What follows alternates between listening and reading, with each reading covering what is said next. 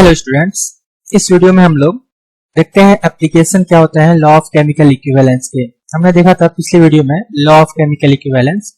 वो क्या कहते थे? लॉ ऑफ केमिकल इक्विवेलेंस में अगर कोई भी रिएक्शन हो रही है, फॉर एग्जांपल ए रिएक्ट कर रहे हैं बी से और इससे बन रहे हैं C plus D plus E plus F plus so on, कुछ भी बन रहे हैं, तो जितने भी रिएक्टिंग स्पेसीज जितने चीज रिएक्ट कर रहे हैं और जितने चीज प्रोड्यूस हो रहे हैं सारे के ग्राम इक्विवेलेंट इक्वल होंगे। मींस ग्राम हम लोग लिखते हैं ऐसे सिचुएशन में gram equivalent of A will be equal to gram equivalent of B, this is equal to gram equivalent of C, this is equal to gram equivalent of D, और वो हो जाएंगे equal gram equivalent of E, और वो हो जाएंगे equal to gram equivalent of F.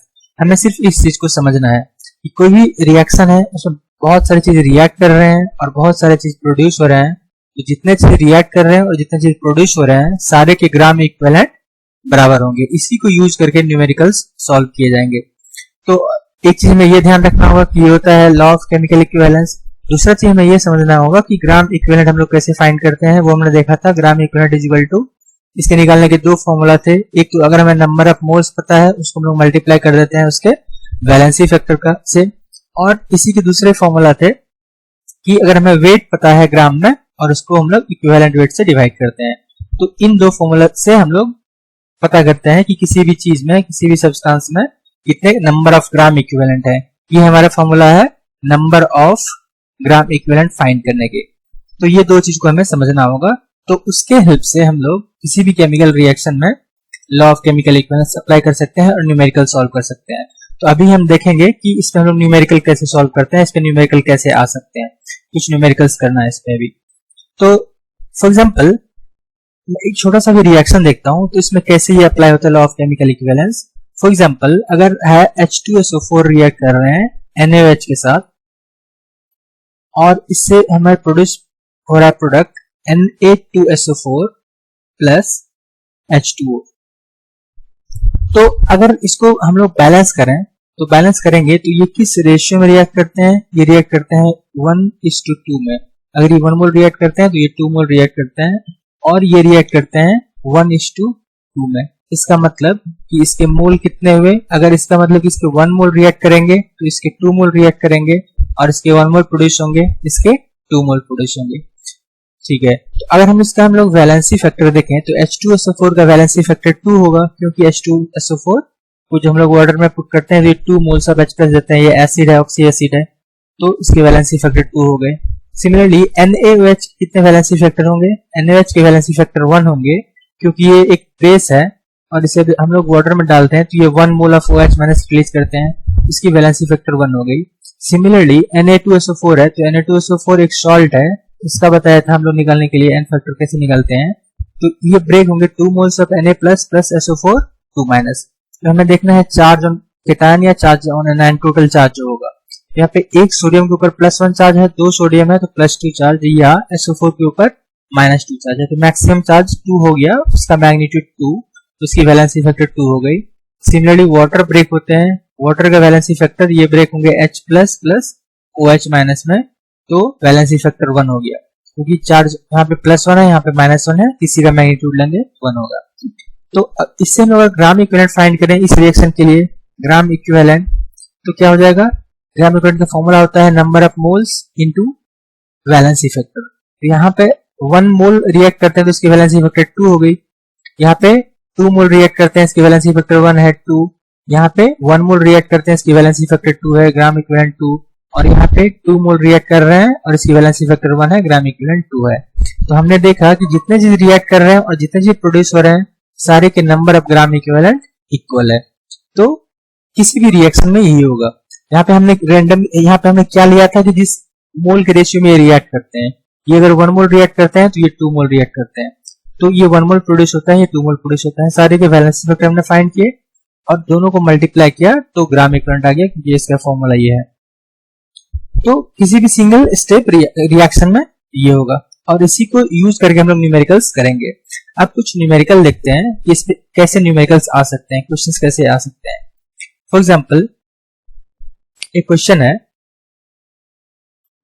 Question है कि if 12 gram of an element X combines with 32 gram of oxygen, that is यहाँ पे O है, what is the equivalent weight of that element if equivalent weight of oxygen is 8 given. मतलब question में क्या दिया हुआ है, क्वेश्चन में दिया हुआ है कोई भी अननोन एलिमेंट है, हमें पता नहीं है कौन सा है, X है, ये क्या है कि इसके 12 ग्राम रिएक्ट करते हैं, और ये किससे रिएक्ट करते हैं, ये रिएक्ट करते हैं ऑक्सीजन के साथ, तो बनाते हैं प्रोडक्ट। इससे होता है, एक लिख देना है gram equivalent of X will be equal to gram equivalent of oxygen. Gram equivalent of जो एलिमेंट हो गए वो बराबर हो जाएंगे ग्राम इक्विवेलेंट ऑफ इसके, और इससे कुछ बन रहे होंगे मेटल ऑक्साइड XO, ठीक है। तो इसकी जितनी वैलेंसी फैक्टर होगी यहाँ पे N होगा, जितना इसका वैलेंसी फैक्टर होगा, इससे हमें मतलब नहीं है, हमें इन्हीं दोनों चीजों को यूज करके क्वेश्चन में हमें जो फाइंड करना है वो फाइंड हो जाएंगे। क्वेश्चन में फाइंड क्या करना है, तो find the equivalent weight of element, मतलब इस एलिमेंट के हमें फाइंड करना है इक्विवेलेंट वेट क्या होंगे, E क्या होंगे। तो हमने क्या किया कि दोनों के ग्राम इक्विवेलेंट को इक्वेट कर दिया, ग्राम इक्विवेलेंट ऑफ ये element X will be equal to gram equivalent of oxygen. और ग्राम इक्विवेलेंट का फॉर्मूला क्या होता है, ग्राम इक्विवेलेंट का फॉर्मूला आता है weight in gram divide by equivalent weight. तो ये हो गया weight in gram of element X divide by equivalent weight of element X के लिए this will be equal to gram equivalent of oxygen, मतलब वेट ऑफ ऑक्सीजन, इस oxygen की बात करूं, इसके जो वेट होंगे ग्राम में डिवाइड बाय इसके इक्विवेलेंट वेट, दोनों को डिवाइड कर दिया। अब हमें पता है कि वेट क्वेश्चन में दिया हुआ है इस एलिमेंट के कि 12 ग्राम रिएक्ट करते हैं, 12 डिवाइड बाय इसके इक्विवेलेंट वेट हमें फाइंड करना है, तो E हमने मान लिया एलिमेंट X के इक्विवेलेंट वेट E है, this is equal to weight of oxygen जो रिएक्ट कर रहे हैं। तो क्वेश्चन में दिया हुआ है कि 32 ग्राम रिएक्ट कर रहे हैं, और क्वेश्चन में दिया हुआ है कि इक्विवेलेंट वेट ऑफ ऑक्सीजन 8 होते हैं, तो हमें फाइंड करना था एलिमेंट का इक्विवेलेंट वेट। तो इस तरीके से एलिमेंट का इक्विवेलेंट वेट आ गया, की वैल्यू आ गई 12 इंटू 8 डिवाइड बाय 32।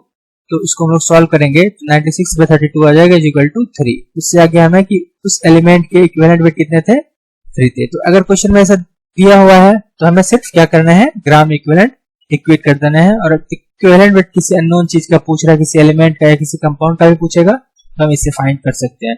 तो हमें करना क्या है इसमें सिर्फ हमें ये करना है कि दोनों के ग्राम इक्विवेलेंट को इक्वेट कर देना है, ठीक है। आगे बढ़ते हैं, कुछ और क्वेश्चन देखते हैं इसी कॉन्सेप्ट पे, लॉ ऑफ केमिकल इक्विवेलेंस पे। सपोज हमारे पास ये क्वेश्चन है, क्वेश्चन में है कि two acids H2SO4 and H3PO4 are neutralized separately by the same amount of an alkali, that is base। कह रहा है कि हमारे पास दो बेस है, एक है H2SO4 और दूसरा है H3PO4। दोनों को किसी हम बेस से न्यूट्रलाइज करते हैं सेपरेट रिएक्शन में, अलग अलग रिएक्शन में। तो मान लेते हैं कि कोई भी बेस हमने BOH लिया है, यहाँ पे भी सेम बेस लिया है BOH, दोनों को अलग अलग रिएक्शन में न्यूट्रलाइज करते हैं, और अमाउंट इसका अमाउंट और इसका अमाउंट सेम है दोनों रिएक्शन में। तो इससे क्या हो रहा है कि व्हेन सल्फेट, इस रिएक्शन से सल्फेट प्रोड्यूस हो रहा है, मींस SO4 प्रोड्यूस हो रहा है, और इस रिएक्शन से क्या प्रोड्यूस हो रहा है, तो डाइहाइड्रोजन ऑर्थोफॉस्फेट प्रोड्यूस हो रहा है। मतलब इस रिएक्शन से प्रोड्यूस हो रहे हैं H2PO4-। ये चीज ध्यान में देखना होगा कि डाइहाइड्रोजन ऑर्थोफॉस्फेट क्या होता है। डाइहाइड्रोजन है, इट मींस कि 2 हाइड्रोजन होंगे इसके अंदर 2 हाइड्रोजन रहेगा, और ऑर्थोफॉस्फेट PO4- ये होगा। इसका मतलब कि ये कितने मोल H+ रिलीज किए हैं, ये बेस को 1 मोल H+ दिया होगा। और अगर ये H2SO4 बना रहा होगा तो H2SO4 इसका मतलब 2 मोल H+ दे दिया होगा बेस को, तो इसने बेस को 2 मोल H+ दिया होगा। और फिर ये 2 मोल H+ और BOH मिलकर बनाए होंगे कुछ सॉल्ट और वाटर, और सिमिलरली 1 मोल H+ और BOH मिलकर कुछ सॉल्ट और वाटर बनाए होंगे। तो सिर्फ हमें इसमें ये देखना है कि इसमें ये सल्फेट बन रहे हैं और इसमें डाइहाइड्रोजन ऑर्थोफॉस्फेट बन रहे हैं। ये दो अलग अलग रिएक्शन की सिचुएशंस है। तो क्वेश्चन में पूछ रहा है कि find the masses of H2SO4 and H3PO4 reacted. मतलब हमें पूछ रहा है कि इसके कितने मास रिएक्ट किए और इसके कितने मास रिएक्ट किए, इनका रेशियो निकालना है। तो इसको मैं M1 कर देता हूँ, इसको M2 कर देता हूँ। तो हमें फाइनली मतलब निकालना है कि M1 और M2 का रेशियो क्या होगा, M1 बाय M2 का वैल्यू क्या होगा। हमें क्वेश्चन में ये फाइंड करना है। तो हम क्या करेंगे ऐसे सिचुएशन में, तो हमें ये देखना होगा कि अगर यहाँ पर अमाउंट, इसकी अमाउंट सेम है, ग्राम इक्विवेलेंट ऑफ BOH यहाँ पर जो रिएक्ट कर रहे हैं, ग्राम इक्विवेलेंट ऑफ BH यहाँ जो रिएक्ट कर रहे हैं सेम है। क्वेश्चन में ये दिए हुए हैं, दोनों के अमाउंट सेम है, इसका मतलब gram equivalent of BOH is equal to gram equivalent of first वाले रिएक्शन में BOH जो होंगे equal to gram equivalent of BOH in second reaction में। अमाउंट करने का मतलब है कि अगर हम मोल भी लेंगे तो मोल को यहाँ पे ग्राम इक्विवेलेंट लिख सकते हैं, क्योंकि BOH है, इसकी वैलेंसी फैक्टर 1 होगी। तो दोनों में हमने ले लिया कि ग्राम इक्विवेलेंट बराबर है दोनों रिएक्शन में, ठीक है। अगर इन दोनों के ग्राम इक्विवेलेंट बराबर है, इसका मतलब ग्राम इक्विवेलेंट ऑफ H2SO4 बराबर होंगे ग्राम इक्विवेलेंट ऑफ H3PO4 के। ग्राम इक्विवेलेंट जितना ये रिएक्ट कर रहे हैं उतने ग्राम इक्विवेलेंट ये रिएक्ट कर रहे हैं। इसका मतलब है कि इन दोनों के भी ग्राम इक्विवेलेंट बराबर होंगे, क्योंकि gram equivalent of this will be equal to gram equivalent of this. First reaction ये हो जाएगा, फर्स्ट इक्वेशन मानते हैं। सेकंड इक्वेशन मानते हैं gram equivalent of this equal to gram equivalent of this, क्योंकि होते हैं किसी रिएक्शन में। तो दोनों से क्या हो जाएगा, हमें मिल जाएगा gram equivalent of H2SO4 will be equal to gram equivalent of H3PO4। मतलब हम लिख सकते हैं कि it means gram equivalent of H2SO4 will be equal to gram equivalent of H3PO4, ठीक है। अब हमें देखने होंगे एक चीज यहाँ पे कि ग्राम इक्विवेलेंट का फॉर्मूला क्या होता है। ग्राम इक्विवेलेंट का फॉर्मूला होता है वेट, दैट इज यहाँ पे मैं m लिखा हूं तो मास लिखते हैं, मास, इसके मास m1 डिवाइड बाय इसके इक्विवेलेंट वेट, और ये क्या हो जाएगा इसके ग्राम इक्विवेलेंट का फॉर्मूला, इसके मास को हम लोग कहते हैं m2 डिवाइड बाय इसके इक्विवेलेंट वेट, ठीक है। तो ये इक्विवेलेंट वेट है, इसको E1 कहता हूं ऑफ H2SO4, इसको E2 कहता हूं ऑफ H3PO4, ठीक है। अब हमें दोनों के E1 E2 की वैल्यू को अगर हम यहाँ पे पुट कर देंगे तो M1 M2 का वैल्यू फाइंड कर सकते हैं। इट मींस हम कह सकते हैं कि M1 divide by M2 this will be equal to E1 divide by E2, ठीक है। हमें M1 बाय M2 का वैल्यू फाइंड करना है, मतलब E1 बाय E2 का वैल्यू फाइंड करेंगे तो हो जाएगा। अब एक चीज यहाँ पर देखना है कि E1 का वैल्यू क्या होगा, मतलब कि H2SO4 का इक्विवेलेंट वेट, मतलब molecular weight of H2SO4 divide by valency factor of H2SO4, ये H2SO4 का E1 का वैल्यू आ गया। और H3PO4 का क्या हो जाएंगे equivalent weight, molecular weight of H3PO4 divide by valency factor of H3PO4, इसका रेशियो। अब ये एक चीज यहाँ पे नोटिस करने लायक है, क्वेश्चन में यही पूछा है कि अगर यहाँ पर H2SO4 2 मोल H प्लस रिलीज कर रहा है तो उसकी वैलेंसी फैक्टर कितनी हो जाएगी, 2 हो जाएगी। लेकिन H3PO4 अगर 1 मोल H प्लस बना रहा है तो इसकी वैलेंसी फैक्टर कितनी हो जाएगी, 1 हो जाएगी। तो यहाँ पे ये चीज हमें नोटिस करना होगा कि इसका वैलेंसी फैक्टर यहाँ पे 1 होगा अकॉर्डिंग टू क्वेश्चन, और इसका valency factor is equal to 2 होगा अकॉर्डिंग टू क्वेश्चन। यही चीज में गलती नहीं करना है तो आंसर राइट आएगा। अब यहाँ से देखने से लग रहा है कि H3PO4 का वैलेंसी फैक्टर 3 होना चाहिए, बट क्वेश्चन में ये दिया है कि डाई हाइड्रोजन ये प्रोड्यूस हो रहा है, इसका मतलब 2 हाइड्रोजन है तो एक ही H प्लस ये रिलीज किया होगा, इसकी वैलेंसी फैक्टर 1 होगी। अब ये वैल्यू इसमें सब्स्टिट्यूट करेंगे, हम मॉलिक्यूलर वेट दोनों हम फाइंड कर सकते हैं तो हमारा आंसर आ जाएगा। मतलब ये क्या हो गया, तो H2SO4 का मॉलिक्यूलर वेट कितने हो जाएंगे, तो इसके मॉलिक्यूलर वेट हो जाएंगे 98 और इसके वैलेंसी फैक्टर होंगे 2 डिवाइड बाय H3PO4 के मॉलिक्यूलर वेट कितने हो जाएंगे, तो ईच ऑक्सीजन के 16 तो 64 हो गए, और फास्फोरस के 30 लेते हैं अप्रॉक्स, और हाइड्रोजन के 3 तो हो जाएंगे 97 अप्रॉक्स, 97 डिवाइड बाय 1, तो 97 बाय 1, तो एक्चुअली फास्फोरस के होते हैं 31 अप्रॉक्स, तो 97.5 आ जाएंगे अप्रॉक्स, तो 97.5 हो गया, या जो भी होगा उसका एटॉमिक वेट का वैल्यू क्वेश्चन में दिया रहेगा। इट मींस कि M1 bye M2 equal to क्या हो जाएंगे, M1 bye M2 equal to होगा 97 बाय 2 इंटू 98 बाय 2 इंटू 97.5, ये वैल्यू अगर इक्वल आ गया तो 1/2 होगा, या जो भी होगा ये वैल्यू हो जाएगा आंसर। तो ये हमारा हो गया M1 M2 का वैल्यू। इसी तरीके से फाइंड करना, तो यहाँ पे एक चीज से ध्यान देने वाला था कि वैलेंसी फैक्टर निकालने के लिए अगर वो सही से आ गया तो आंसर सही हो जाएंगे। तो एक इस तरह के क्वेश्चंस आ सकते हैं लॉ ऑफ केमिकल इक्विवेलेंस से। नेक्स्ट देखते हैं हम क्वेश्चन कि और किस तरह के क्वेश्चन इससे जनरेट हो सकते हैं। नेक्स्ट क्वेश्चन है कि 1 gram of Mg is burned in a vessel which contains 0.5 gram of oxygen. Question में हमारे पास कि Mg को हम लोग रिएक्शन कराते हैं ऑक्सीजन के साथ, एक हमारे पास वेसल में ये है ये चीज, इसमें ये इसके 1 ग्राम है और इसके 0.5 ग्राम है, दोनों को हम लोग रिएक्ट करा देते हैं। तो प्रोडक्ट क्या बनेंगे, Mg को ऑक्सीजन में रिएक्ट करते हैं तो मैग्नीशियम ऑक्साइड बनते हैं। ठीक है, अब क्वेश्चन में पूछ रहा है कि which reactant is left in excess, excess में कौन बचा। तो इसमें बैलेंस अगर नहीं करूंगा इसका मतलब कि क्या हो जाएंगे, अगर नॉर्मल रिएक्शन में gram equivalent of law of chemical equivalency gram equivalent of Mg will be equal to gram equivalent of oxygen, दोनों के बराबर होंगे। अब यहाँ पर इसके ग्राम इक्विवेलेंट कितने आ रहे हैं, इसके ग्राम इक्विवेलेंट आ रहे हैं, इसके वेट बाय इसके इक्विवेलेंट वेट 12 होता है। इसके वेट ग्राम इक्विवेलेंट का फॉर्मूला होता है weight by equivalent weight, weight 1 gram दिया हुआ है, और Mg का इक्विवेलेंट वेट होगा इसके मोलेकुलर वेट और वैलेंसी इफेक्ट का। मोलेकुलर वेट 24 होता है और वैलेंसी इफेक्ट 2 तो 12 हो गया, मतलब 1/12। इसके कितने आएंगे, दोनों का मैं ग्राम इक्विवेलेंट अभी फाइंड कर रहा हूँ, क्वेश्चन में जो वेट दिए उससे कितने होंगे।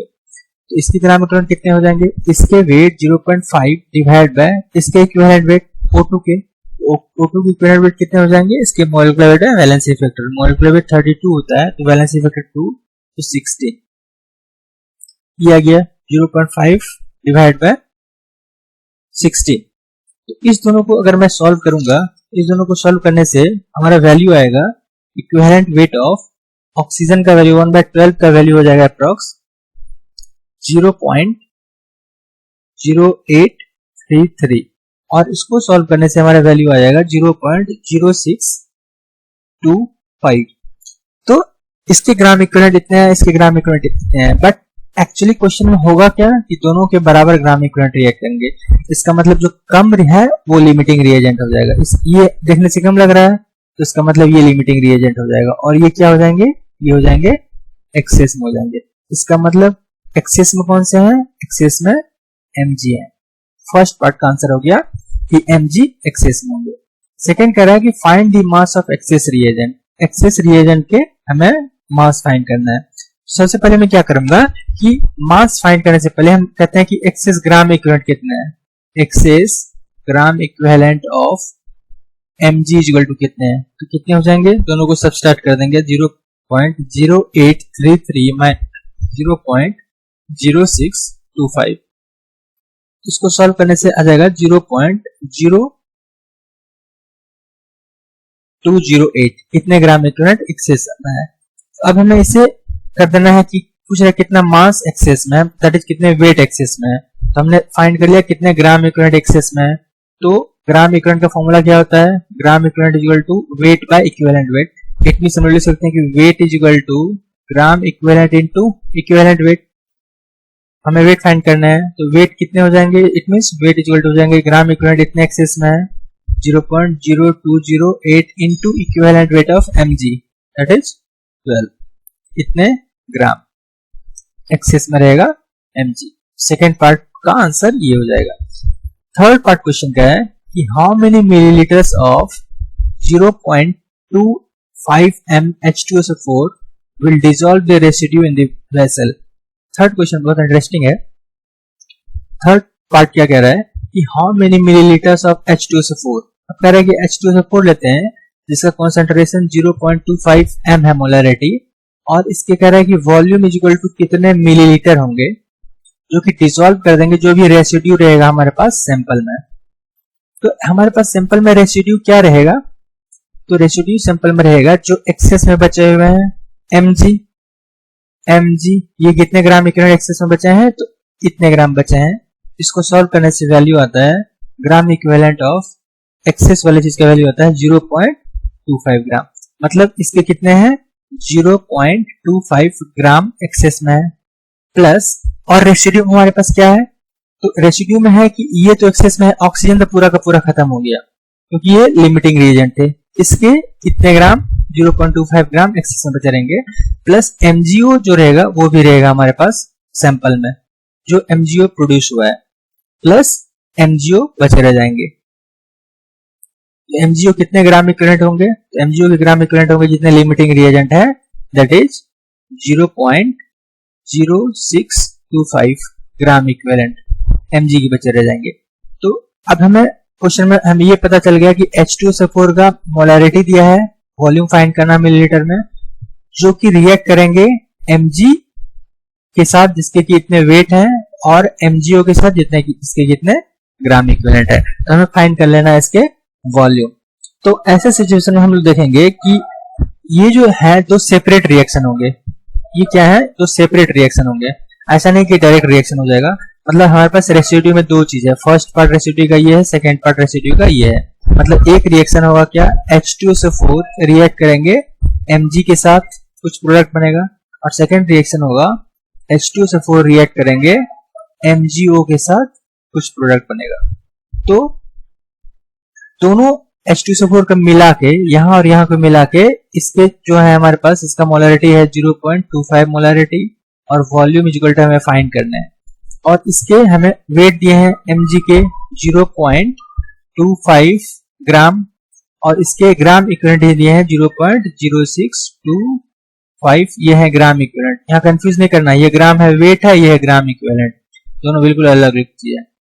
और वॉल्यूम हमें फाइंड करना है। इसका मतलब कि ये दोनों लिमिट हमें दिए हुए हैं। इसका मतलब कि हमें फाइंड करना है कि gram equivalent of Mg plus gram equivalent of MgO will be equal to gram equivalent of total H2SO4, क्योंकि ये दोनों रिएक्ट कर रहे हैं इससे, ठीक है ना।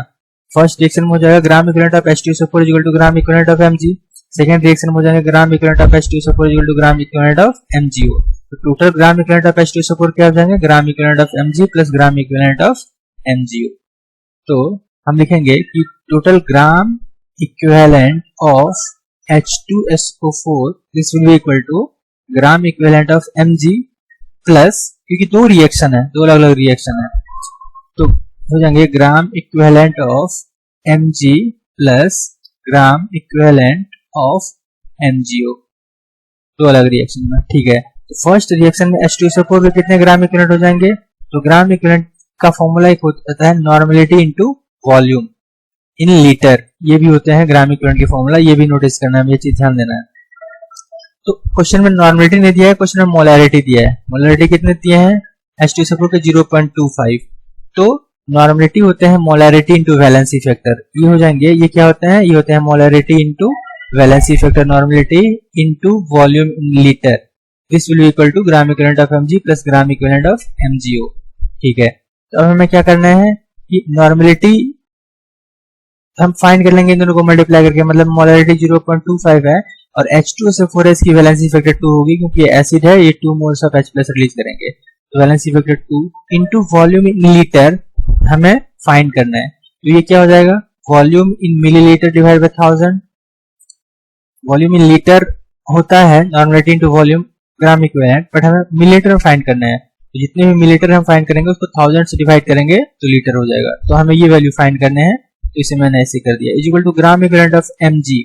तो Mg के ग्राम इक्विवेलेंट कितने होंगे, तो Mg के जितने भी वेट दिए हैं बाय इक्विवेलेंट वेट, तो Mg इतने एक्सेस में बचे हुए हैं, Mg 0.25 ग्राम एक्सेस में बचे हुए हैं, तो इसका मतलब 0.25 ग्राम Mg बाय 12 इसके equivalent weight plus gram equivalent of MgO, तो वो हमने फाइंड ही कर लिया था, कितने बनेंगे, कितने 0.625। इससे हमें क्या करना है, इससे मतलब कि हो गया कि इससे हमें फाइंड कर लेना है, सिर्फ हमारे पास एक ही चीज अननोन है, ये वॉल्यूम इन मिलीलीटर, इसे हमें फाइंड कर लेना है वॉल्यूम कितने मिलीलीटर H2SO4 के होंगे, तो इसको सॉल्व कर लेना है और जो भी होगा वही आंसर हो जाएगा, मतलब 0.25 बाय 12 प्लस 0.625 ये वैल्यू होगा। इस वैल्यू को हमें मल्टीप्लाई कर देना है 1000 से और इस वैल्यू को हमें डिवाइड कर देना है 0.25 इंटू 2 से, तो जितने आएंगे उतने ही हो जाएगा मिलीलीटर आंसर। तो इस तरीके के क्वेश्चंस आ सकते हैं, हमें देखने होंगे लॉ ऑफ केमिकल इक्विवेलेंस से। लॉ ऑफ केमिकल इक्विवेलेंस हरदम यूज होता रहेगा, नॉर्मलिटी में या टाइट्रेशन में, एसिड बेस टाइट्रेशन या रिडॉक्स टाइट्रेशन, कोई भी चीज पढ़ेंगे उसमें इसका यूज होगा। तो ये छोटे छोटे कॉन्सेप्ट को, छोटे छोटे क्वेश्चन को समझना बहुत जरूरी है। Okay, thank you for watching.